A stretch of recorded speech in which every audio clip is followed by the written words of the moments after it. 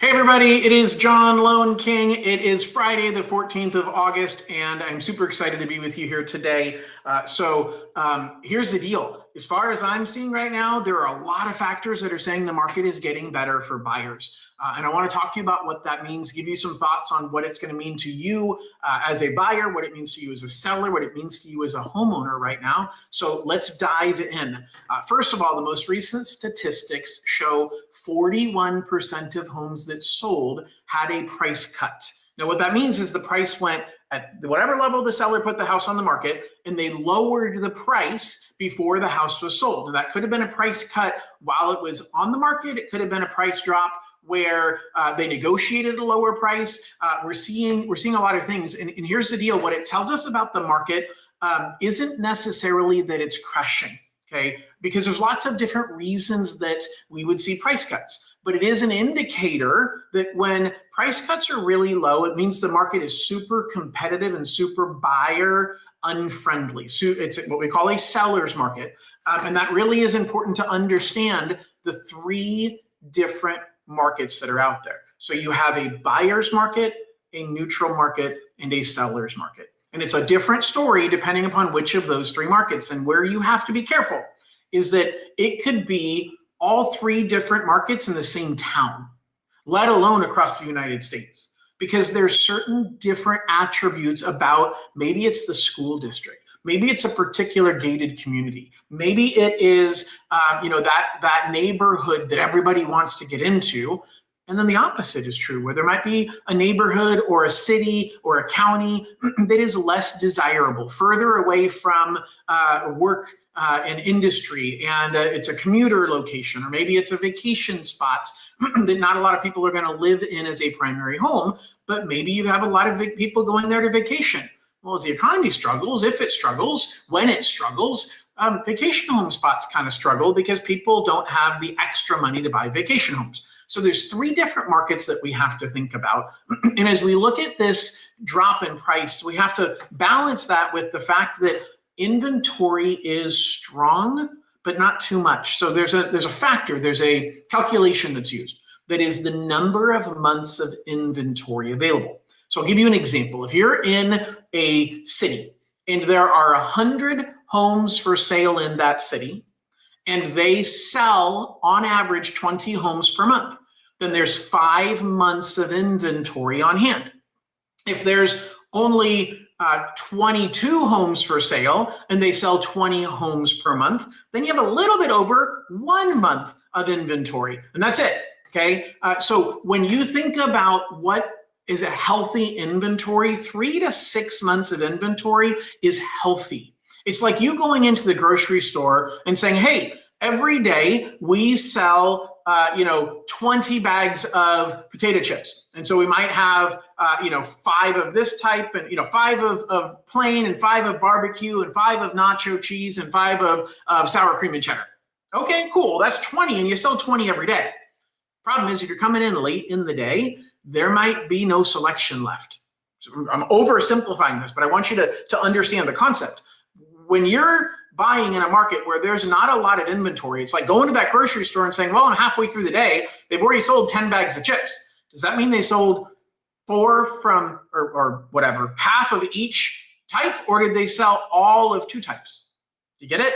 You have less choice. So the more homes for sale relative to the number of homes that sell in a given month, the more choice the buyer has. That in general is a neutral market. 3 to 6 months of inventory is generally considered a neutral market. We had been in unhealthy levels. We had too low of inventory compared to the number of houses that are listed for sale. That's critical for you to understand, because that's what's driven a lot of, even though rates went up significantly in 2022 and 2023, prices stayed high because there still wasn't enough inventory relative to the number of people buying homes. Now it's balancing out. Now I'm seeing some price reductions, but we're still seeing pricing staying strong. So we had a report last week from National Association of Realtors that talked about the last 12 months nationally, prices are up 2%. Okay, but within each community, it could be a little bit different. And the question is, do prices continue going up or are they coming down? There's some regions where prices are dropping. Condos is an area that I'm very concerned about right now. Now, if you're looking to buy, a condo could be a great buy coming up because the rules changed on condos about 10 days ago. And Fannie Mae and Freddie Mac tightened up the rules. They said, look, we used to give forgiveness if the buyer payment. We would ignore a lot of the issues of digging deeper into the financials of the condominium project. And that provided a lot of flexibility for people to buy condos, but it created a problem. And that problem is that you have a lot of condos that have deferred maintenance and they don't have enough money set aside to do that work. And so the reserves, the amount of money they have in the account to pay for future repairs is pretty low in most condominium projects. And Fannie Mae and Freddie Mac, who back most of the mortgages out there, a big percentage of them, said, time out. We're going to require a deeper dive into every condominium project that we're doing a loan on, regardless of how big of a down payment or how well qualified the buyer is. And so that's going to create some downward pressure, I think, on condos, because in the short term, it's going to be harder to sell a condo because the rules are tightening up. And when it's harder to sell something, the sellers that need to sell, they need to lower their prices. So condominiums are creating an opportunity right now. If you own a condo, you definitely need to pay attention to what your HOA is doing. You need to pay attention to, hey, are we setting aside enough money for future repairs? Because there was a big boom in condos in the 70s and 80s. And now those homes are 40 and 50 years old. And we're dealing with deferred maintenance because the owners of the condominium project in the early years said, whatever, we don't need to set aside money for future repairs because these condos, they're fine. Like, we're good. The owners down the road will deal with that. It's kind of human nature. And you have to have at least half the people, or sometimes more than that, vote for an increase in the HOA dues in order to pay for these things that are going to come up in the future. And so it created a problem with condominiums that now is coming home to roost. And so that is one area where I think housing prices may come down a little bit, is in condos. I have a condo right now. I won't say specifically where it's at, but I'll tell you that the seller bought it 4 years ago, and they put it on the market for about $20,000 more than what they bought it for back in February. So they owned it for about 3.5 years. The market in general, market stayed pretty flat. They put it for $20,000 higher, and they didn't get any offers, and they dropped the price, and they dropped the price, and they dropped the price. And they had the house most recently listed $100,000 below. Now, this is a property in the mid 600s. So they were in the mid 600s when they bought it 4 years ago. They listed it a little bit higher than that in the higher 600s. It's now in the low 500s. And my client got into contract on that property, and they got a really, really, really good deal. So there's some great deals. That doesn't mean the housing market is crashing. It means that one segment is having some challenges. It means maybe the seller was a little bit too aggressive in the price that they had written the offer for. So there's a lot of moving parts that are going on. Condos are certainly a market that's shifting right now. So be very, very aware if you own a condo, if you're looking to buy a condo, that's shifting in the near term. But wages, that's the second part of what I've got here on the screen, is wages are going up, and they're going up by more than what house prices are going up. So wages over the last year are up 3.2%. House prices are up 2%. So the question is, are buyers finally catching up? And I think the answer is yes. I actually said this a few years ago, where I said, look, the best thing to fix affordability is time. Because what happens is wages go up over time. And right now we've got interest rates that shot up, that made payments shoot up. And guess what? I don't really count on interest rates dropping significantly. They will come down some. I certainly don't count on on house prices coming down significantly. By the way, I see your question, and I'll get to that in just a minute. The interest rates will come down some, but I think when interest rates come down, we're going to see house prices go up again. So that's not going to solve the affordability problem. So how do buyers catch up? They catch up because your income continues to outpace inflation, continues to outpace what the cost of homes are and what the increase in home prices are so that it becomes easier to afford that higher price. My parents bought their first house in 1973, 74 for $40,000. Well, that house is worth over $1 million now. And for them, it was a super high payment when they bought it for $40,000 because of where their income was. And now somebody's like, oh my gosh, I can't afford buying a house at $1 million. I can only afford to spend up to $500,000. It's all relative to your income. And as your income keeps going up, it makes your affordability more in line. And that's where buyers are technically catching up right now. That's really, really good news. All right, so I'm going to pause really quickly. I always want questions. So the unclear ambiguity said, would I recommend people doing NACA if they didn't get Dream for All? So I don't do the NACA program. I don't want to say things out of turn. Here's what I can tell you. I've had many buyers who have said, hey, I want to go do this program. It looks really, really good. I've had none of them successfully buy using that program. It's kind of a vortex now. I'm sure some people buy, but I'd be cautious because it's one of those that sounds really good, almost too good to be true. But the work you have to do to get there and what they expect from you, again, I'm only speaking loosely. It's very rare that people are succeeding in getting into a home. You spend a lot of time and money and energy and effort trying to qualify for this program. And then there's always one more thing and one more thing and one more thing. And so do I think that you should give it a shot? If you want to try it, go for it. It sounds like a really, really good program, but I've never had anybody, and I've talked to many people a year or two later who didn't succeed, who ended up, hey, John, is there a different way? Like, this is dragging on forever, and there's always something else they need from me, something else I have to do in order to make this happen. And so I'm not a fan of the program, but I'm not speaking disparagingly with good information. I'm speaking only about the anecdotal evidence, the stories that I've heard. I haven't dug into it, and so I can't tell you with any more confidence than that, but hopefully that helps. All right, so let's go with, so our buyers finally catching up. We talked about that. So at this point, what we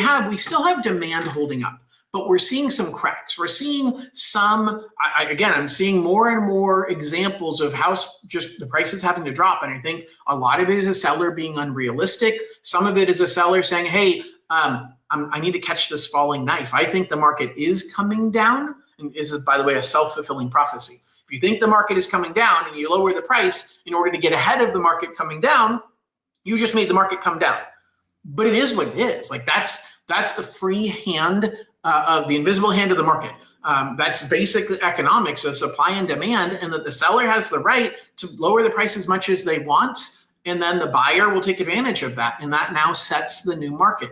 And so that's kind of where we're at, is in a bit of a stalemate right now. And it's giving a little bit on the side of the buyers. It's giving the buyers benefit. And so your opportunity to negotiate right now is amazing. And that's really where there's still a lot of demand. There's still a lot of buyers out there because of what's called household formation. Household formation is when someone moves out of the house that they're in right now without vacating the old one. That didn't make sense.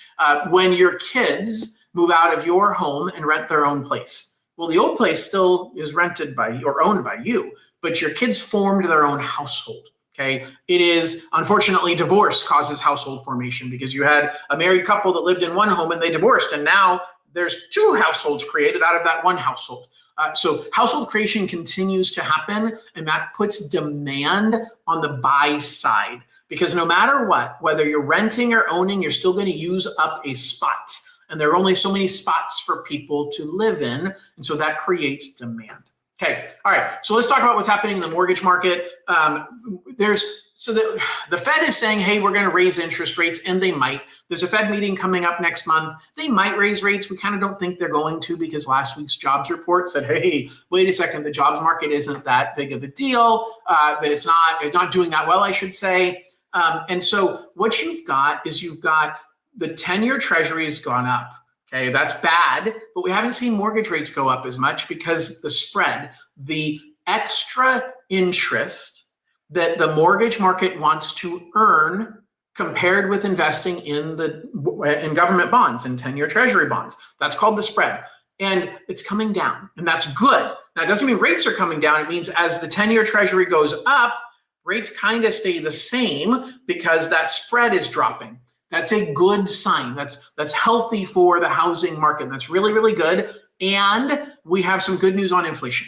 So inflation, a jobs report last week was good news for mortgages. Inflation report this week was overall good news for mortgages. And so inflation, as I've said many, many times, is the nemesis of mortgages. And as inflation goes up, mortgage rates go up. And so what we've got right now is inflation kind of stabilizing again, and that's good news for mortgage rates. So how do buyers use this to their leverage? It's an awesome time to negotiate. It's an awesome time for you to have some leverage and some buying power. And what does negotiation look like? I'm seeing a lot of seller credits. I just got a client get an offer accepted last night on a property that was just under $1 million purchase price, and he got a $10,000 credit towards his closing costs. So there's opportunities to negotiate. I'm seeing a lot of homes on the market for a long period of time. The longer the home is on the market, the more opportunity you have to negotiate. What sellers need to do is be realistic about your listing price. Understand this is not a hot market in most neighborhoods, and that you've got to be realistic or postpone your sale. Maybe look at doing something different. Maybe look at renovating the house that you're in instead of selling it and moving it to moving somewhere else. So there's a lot that's going on right now. My number one goal is to keep you guys updated on where the market is at, where it's going, and what I think you should be doing. Right now, what I'm telling you is we are seeing a market that is getting better for buyers. And some are going to say, oh my gosh, that means the market is crashing. No, I don't think the market is crashing, but I do think that we're seeing prices coming down. I think that we're seeing in some instances. Now, that doesn't mean the market's crashing. It means that we've kind of gotten to the point with these higher rates where sellers no longer have as much leverage over buyers as they did.